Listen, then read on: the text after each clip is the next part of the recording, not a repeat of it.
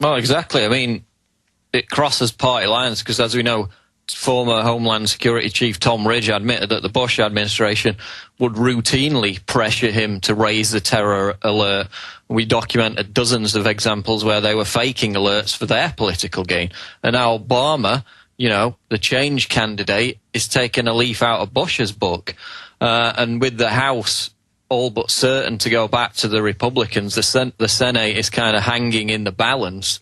And this is the very kind of event that could sway those undecided voters in the Democrats' favor.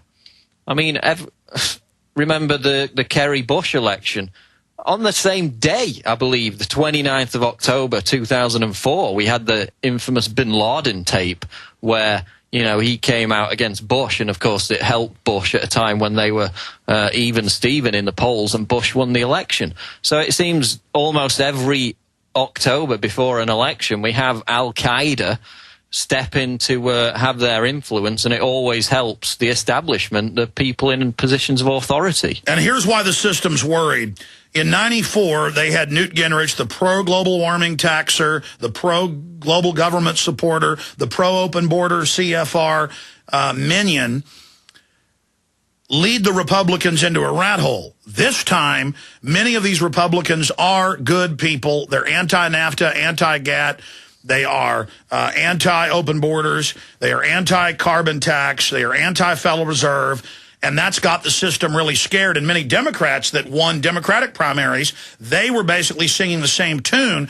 So regardless of what happens with this election, or whether they're able to corral and co-opt these new Republicans and Democrats, the issues are now becoming more and more central to reality.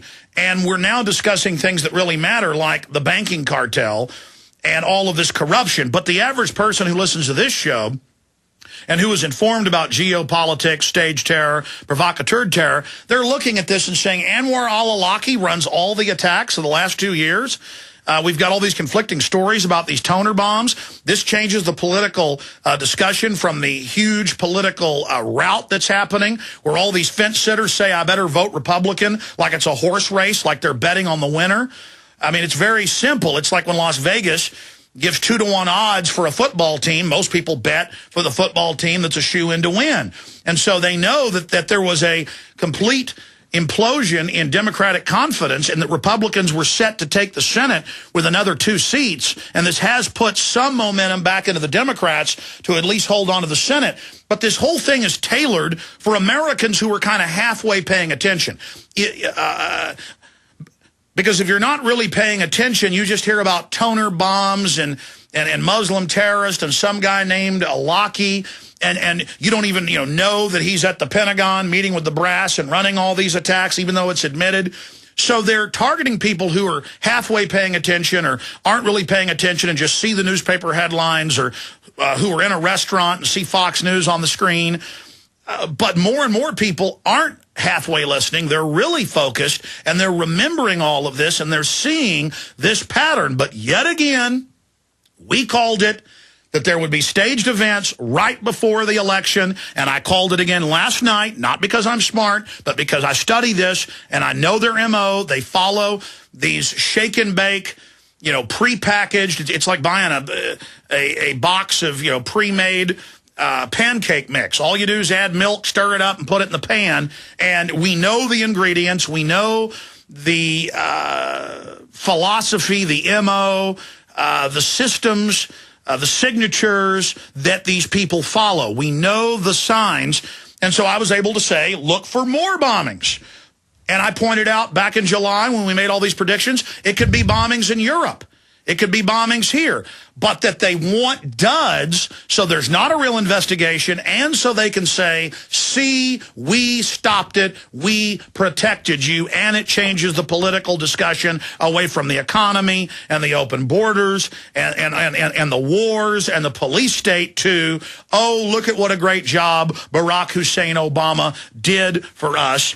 Paul Watson, I want to read a quote here, and then I'm going to get your take on this and let you go, and I'm going to come back and get into the election, all the things that are happening on that front. But here it is. Top Clinton official, only a terror attack can save Obama. July 14th. So it wasn't late July we covered this, it was mid-July. And people can go up to the Alex Jones channel on YouTube where it's archived. They can go to that July 14th show when you were on. And the day after when you were on, I'm going from memory, but you can pull it up, where we laid out everything that was going to happen with total precision. And I said right ahead of the election, even days before the election. And here's the quote from the Financial Times of London. And in your article, you quote all these Republicans saying similar things over and over again. There's now another big news article out today where a Republican is telling Obama, attack Iran, this will help the economy.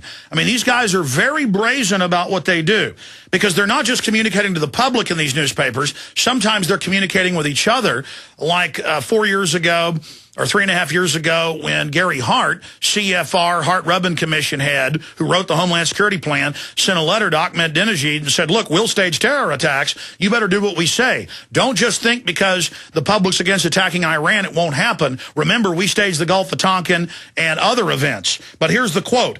The bottom line here is that Americans don't believe in President Obama's leadership, said Shapiro, adding, he has to find some way between now and November of demonstrating that he is a leader who can command confidence and, short of a new 9/11 or Oklahoma City bombing, I can't think of how he can do that. Here they are telling us why they do us. But look, Paul, he saved us from the printer bombs. He did what Robert Shapiro said he should do. He kept us safe. And Anwar-al-Awlaki, like a jack-in-the-box, came right out of the box right days before the election.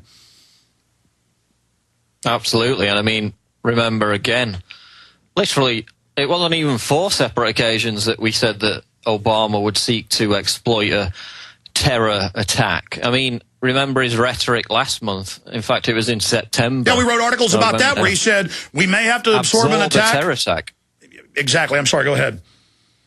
Yeah. So literally about 5 or 6 different articles. I wrote about 3 or 4. Aaron wrote one. Kurt Nimmo probably wrote some more. And just look how they benefited. I mean, Yemen covert role pushed, foiled bomb plot, heightens talk of putting elite US squads in CIA hands. So the CIA patsy, Awlaki, has helped the CIA once again. Yeah, let's do a few more and look at the wide spectrum of how this moves their agenda forward on every front. We'll be right back.